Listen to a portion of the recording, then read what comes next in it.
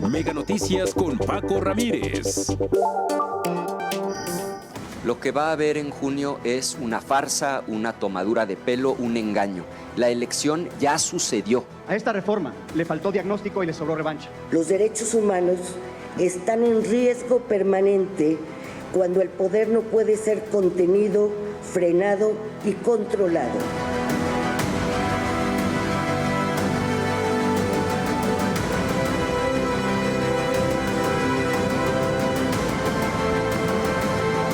El INE organiza elecciones y las organiza bien. Proceso inédito en todos los sentidos, cargado de polémica, críticas, inconsistencias, amaños y hasta coletazos de autoritarismo. La elección judicial camina sobre aguas turbulentas, una lista de 4.224 candidatos ensombrecida por irregularidades, tanto en el registro como en la selección por tómbola para 881 cargos de jueces, magistrados y ministros. Candidatos duplicados, aspirantes que dijeron no y fueron incluidos y otros que dijeron sí y desaparecieron. Infinidad de inconsistencias que deberá corregir el INE. Imagínense, hay registros sin datos de contacto, sin CURP y sin clave del lector. Muchas las observaciones y el desaseo y poco tiempo para la impresión de más de 600 millones de boletas. 6 por ciudadano para el 1 de junio de dudosa participación. Nada abona la certeza y transparencia de este proceso ni a su fin último, mejorar el poder judicial o destruirlo, controlarlo y someterlo. Usted juzgue. Vámonos con el apunte de Leticia Alcántara. ¿Qué tal? El 1 de junio todo el país saldrá a votar por primera ocasión por jueces, magistrados y ministros de la Suprema Corte de Justicia de la Nación. El camino a esa fecha no ha sido fácil. La reforma al Poder Judicial promovida por la anterior administración ha generado una serie de conflictos desde que fue presentada ante la Cámara de Diputados el 5 de febrero de 2024.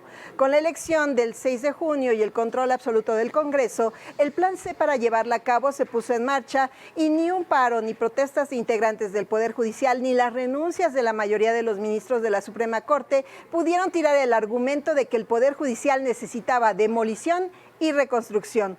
Conflictos y confrontaciones han sido el distintivo para definir el proceso de elección, desde el análisis de la trayectoria de los aspirantes, la insaculación o tómbola para la elección al azar de las personas candidatas y los sorteos en los 3 poderes que tuvieron que elegir entre más de 22,000 personas que cumplieron con los requisitos que marca la Constitución. Cartas de recomendación, promedio mínimo de 8 y un ensayo sobre sus aspiraciones en el Poder Judicial. Con estas 3 elecciones quedarían integradas las boletas que los mexicanos usarán en los inéditos comicios del 1 de junio, en los que estarán en juego cerca de 881 cargos judiciales entre jueces de distrito, magistrados de circuito y electorales, ministros del Supremo y magistrados del nuevo Tribunal de Disciplina Judicial. El más reciente episodio de confrontación fue cuando el Tribunal Electoral le quitó a la Judicatura la facultad de elegir sus candidatos y dejó la decisión en manos del Senado, dominado por Morena, quien acusó al Poder Judicial y a la Judicatura de añadir nombres a los listados. Luego, después de que se solicitó corregir errores, el Senado cambió las listas que entregó al INE, las cuales incluían a las personas insaculadas en los poderes legislativo y ejecutivo y las inscritas en el Poder Judicial, es decir, los juzgadores en funciones que decidieron participar en la elección.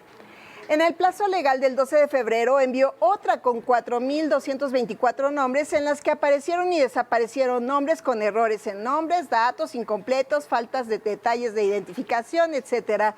Y fuera del plazo envió además la lista de aspirantes a la Suprema Corte de Justicia de la Nación con el nombre de las 3 ministras en funciones que buscan mantenerse en el cargo. El 20 de febrero deberán estar las listas definitivas para iniciar la impresión de 600 millones de boletas y el Senado advierte que ya cumplió su trabajo y que está en la cancha del INE. El 30 de marzo iniciará oficialmente el periodo de campañas que tendrá una duración de 60 días hasta el 28 de mayo, 2 meses para que usted investigue y defina por quién va a votar en una elección que tiene como antecedentes de participación más de 50% en elecciones presidenciales y 17% en una consulta para la revocación de mandato. Hasta aquí mi reporte. Gracias, muchas gracias, Leticia. Y establecemos comunicación en este momento con Luis Carlos Ugalde, director general de Integralia Consultores. Luis Carlos, como siempre, un gusto el poder platicar contigo. A ver, de entrada te pregunto, buenas noches. ¿Mejorar el Poder Judicial, mejorar la justicia o someterla? ¿Cómo lo juzgas?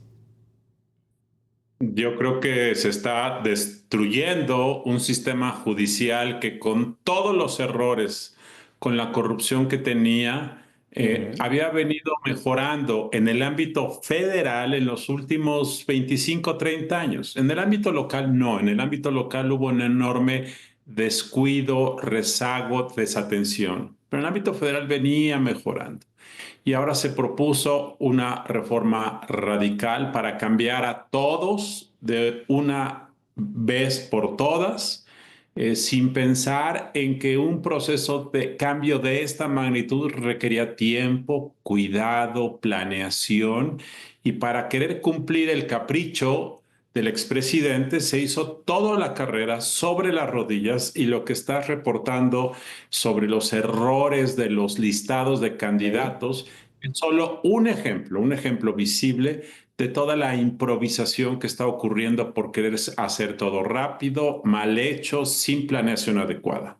De vergüenza el desaseo, de vergüenza la tómbola, de vergüenza el enorme gasto que va a requerir una elección de ese tamaño y que al final de cuentas pudiera, y lo dejo así, pudiera no entregar una mejor justicia para los mexicanos.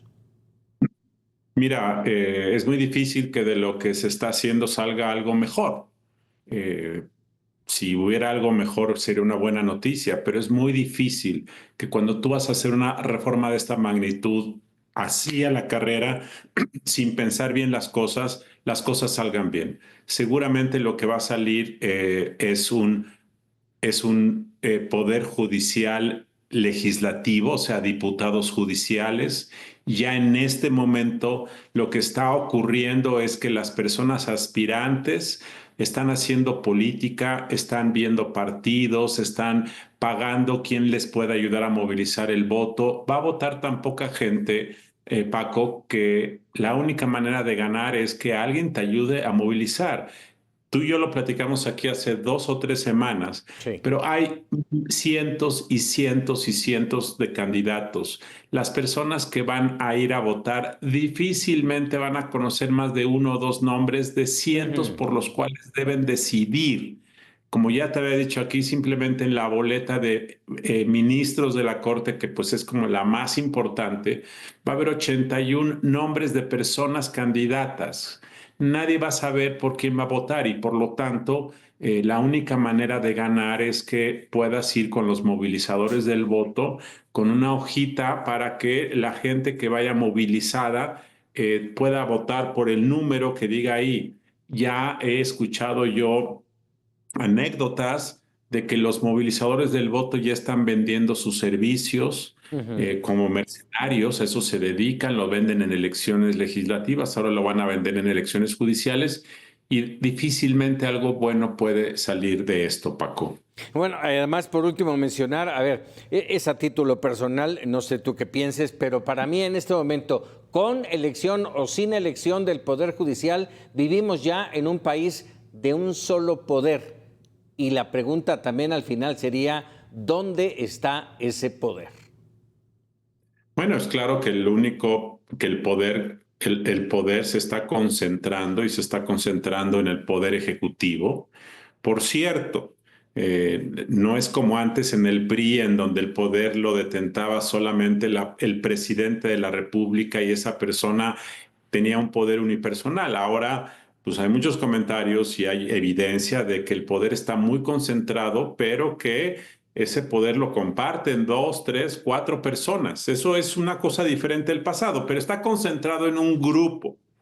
Y claramente lo más importante de decir es que la Constitución de 1917 estableció un régimen que estuvo muchas décadas muerto y que revivió hace 30 o 40 años, cuyo propósito era limitar el ejercicio del poder, poner límites, poner reglas. Lo que se está creando ahora con el desmantelamiento del Poder Judicial es crear una barrera protectora, un escudo, como dijo la presidenta Sheinbaum. El Poder Judicial debe ser nuestro escudo para que nadie ni nada nos pueda detener en nuestra marcha de la historia. Entonces, esta es otra concepción de la política, de haber construido un sistema con muchas deficiencias, pero que buscaba acotar el poder, vigilarlo. Ahora lo que se busca es que no haya nadie que le pueda decir no al poder político, y esto, para quienes somos creyentes de la democracia liberal, esto es un enorme riesgo para el país. Caray, vaya situación. Oye, antes de despedirnos, Luis Carlos, yo no puedo dejar primero de felicitarte por esos 15 años de Integralia. Gracias, Paco. Esta semana Integralia Consultores cumple 15 años como una empresa consultora de empresas, de inversionistas. Estamos muy contentos, por supuesto. Estamos dándoles seguimiento a la situación política para ayudar a nuestros clientes a tomar las mejores decisiones, aún en el contexto tan difícil en el que está el país. Hay mucha incertidumbre, pero también es cierto que el país sigue dando muchas oportunidades, hay muchas inversiones.